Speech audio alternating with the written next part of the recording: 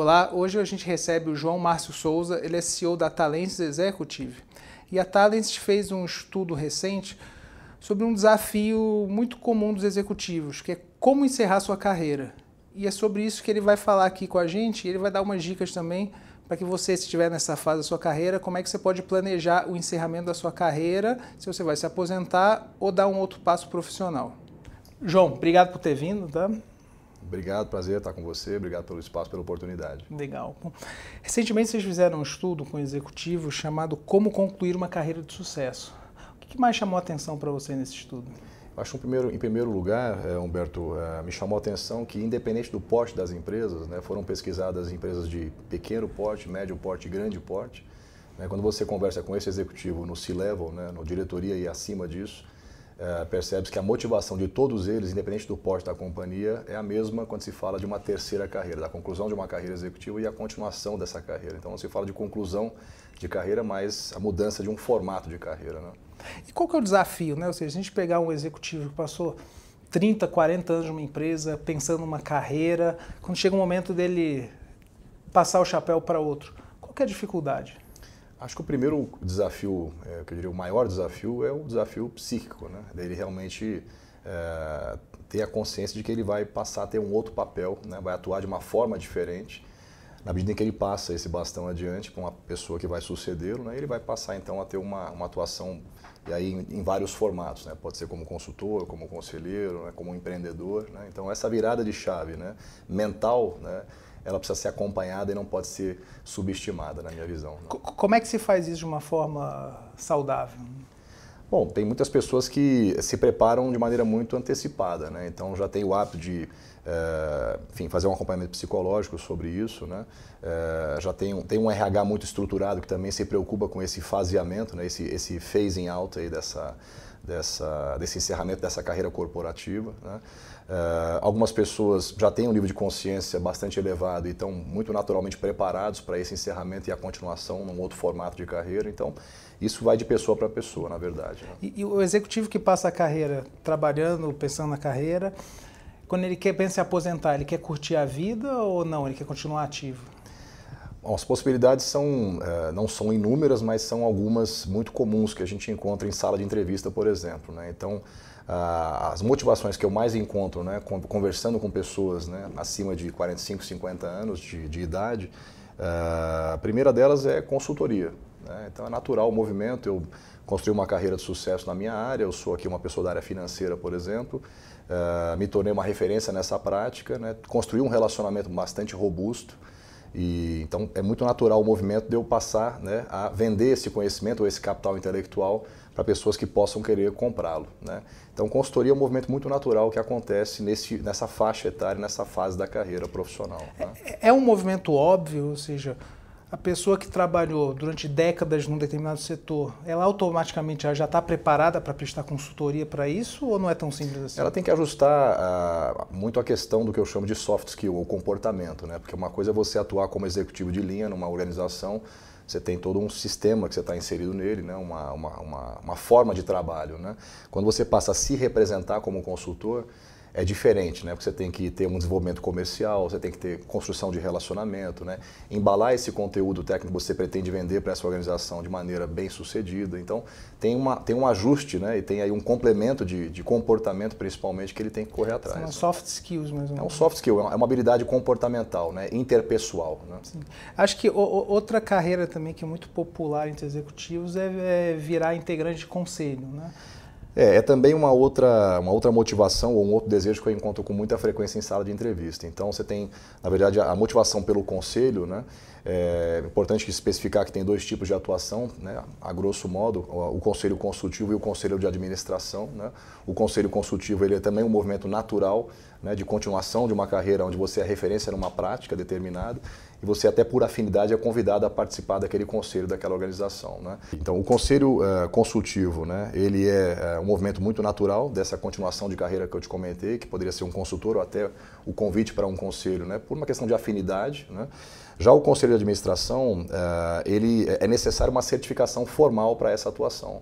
Então hoje existe uma tendência bem forte, bastante em franco desenvolvimento, que é a criação não só de um banco de dados de conselheiros de administração certificados, né, por alguns institutos aí de bastante credibilidade, né, como também já uma consciência maior das empresas, seja de capital aberto, obviamente, né, ou até fechado, que pretendem abrir capital, pretendem ter capital misto, por exemplo, de começar a convidar para esses conselhos, né, pessoas que possam adicionar esse valor numa agenda mais estratégica, né, e aí sim habilitados para tal. Né. Novamente tem que se preparar para esse passo. Sem dúvida, tem que estudar, tem que se certificar, né, e realmente estar habilitado formalmente para poder sentar nessa cadeira. Né. Há quem pense que o trabalho no conselho é uma coisa simples, tranquila, que simplesmente a pessoa vai lá, senta e mostra a expertise dela. Não é assim, né? Não, não. Eu diria que é um trabalho da maior responsabilidade, da maior complexidade, né, porque você lida exatamente com aquilo que é a agenda mais estratégica da organização. E conectado com isso, né, um desafio de negócio que está envolvendo aquela organização. Então ela pode estar no momento de crescimento, no momento de venda, de abertura de capital, né, de reestruturação completa dos seus negócios. Então o papel daquele conselheiro é uma voz, né, é uma voz muito importante, estratégica, né, para que as melhores decisões sejam tomadas e a empresa possa ter o sucesso esperado. Né. Sim. O executivo ele também pensa num legado que ele vai deixar na empresa que trabalhou tanto tempo? Então, essa é uma pergunta muito boa e eu acho que muito gostosa até de responder, né, Humberto? Porque nessa fase da carreira, né, o executivo já chegou numa posição de comando, né, já ganhou dinheiro, já se realizou muito profissionalmente e pessoalmente também, né? E aí a pergunta é como é que ele então gostaria de se significar a partir de agora, né? Então como é que ele olha para trás e vê o legado que ele construiu, né? E aí o que eu mais encontro também em sala de entrevista é eu quero ter deixado ali, né, um legado com a minha marca, né? Então eu quero que alguém um dia que tirar uma fotografia daquela empresa naquele tempo, ela vai lembrar do meu nome, então olha, você daquele tempo naquela empresa, então foi você que construiu aqueles resultados todos através daquela equipe. E aí vem um segundo indicador que é justamente a formação, né, de sucessores, né? Então pessoas que fizeram parte daquela equipe, né, e então caminharam juntas para aquele sucesso, né? Então tem esses dois aspectos aqui, né? A minha marca, né? Então hoje quando eu contrato um executivo no C-Level, né, não é o porquê que você precisa contratar, é o para que você contrata. Então, né, qual é a diferença, qual o impacto que você causou naquele tempo, né, e quem é que esteve com você naquela jornada. Então essas duas questões são muito evidentes quando eu falo com um executivo no alto escalão. Né? Vocês entrevistaram executivos mais jovens também. Sim. Sim. Executivo na faixa de 30, 40 anos também já está pensando na aposentadoria? Até pela distância de idade, né, quando você fala com executivos de 50 a 60, de 40 a 50 e 50 a 60, a nota de corte aqui de aposentadoria, eles pretendem mudar de atuação, né? Não se fala parar hoje em dia, até porque a expectativa de vida está muito mais alongada, né? Eles falam 60 a 62 anos, né, aproximadamente. Já o executivo de 30 a 40, tem muitos diretores e vice-presidentes aí com carreiras precoces e muito aceleradas, né, falam de aposentar aos 50. Né? E aí entra um tema muito interessante que é a relação do executivo com o trabalho. Né? Então a geração do meu pai, que é a geração baby boomer, né, falava muito de viver para o trabalho, ou seja, live to work. Né? Já a minha geração X, né, então 40 e acima, fala-se muito de trabalhar para viver, né? Então work to live. Né? Essa geração de hoje, né, a geração Y, as que virão por aí, fala-se muito do chamado work-life balance, ou seja, trabalhando e vivendo. Né? Então tentando conciliar essas duas frentes da maneira mais harmônica possível. Né? Legal. Para finalizar, que dica que você dá para o executivo que já está começando a chegar na idade em que a aposentadoria é um tema importante? Eu diria que a primeira dica é, de novo, investir nessa preparação psíquica, né? Ter um nível de autoconhecimento bastante aprofundado. Eu acho que autoconhecimento é libertador em primeiro lugar e vai obviamente, te orientar muito melhor, caso você não tenha aí um nível de autoconhecimento, torna vamos dizer, a escolha mais difícil, né? Então, o que na verdade eu gosto de fazer, né? Onde que eu me sinto bem trabalhando, em que segmento de indústria, né? Com quem exatamente, né? Então, a pessoa que tem um autoconhecimento bastante profundo, né? Ela tende a errar menos nas escolhas que ela fará a partir daquele momento, né? Então, investir nessa questão psicológica, né? A segunda dica que eu daria é parar nunca, né? Eu diria que a expectativa de vida do ser humano já está muito mais alongada hoje em dia, está aí a medicina para comprovar isso. Como pensar essa terceira carreira, como construir esse próximo passo, né? Então a dica eu acho que é tentar, de maneira muito criativa, né, entender aonde que você teria vantagem competitiva. Né? Se você pretende ser consultor, seja o melhor consultor que você possa ser. Né?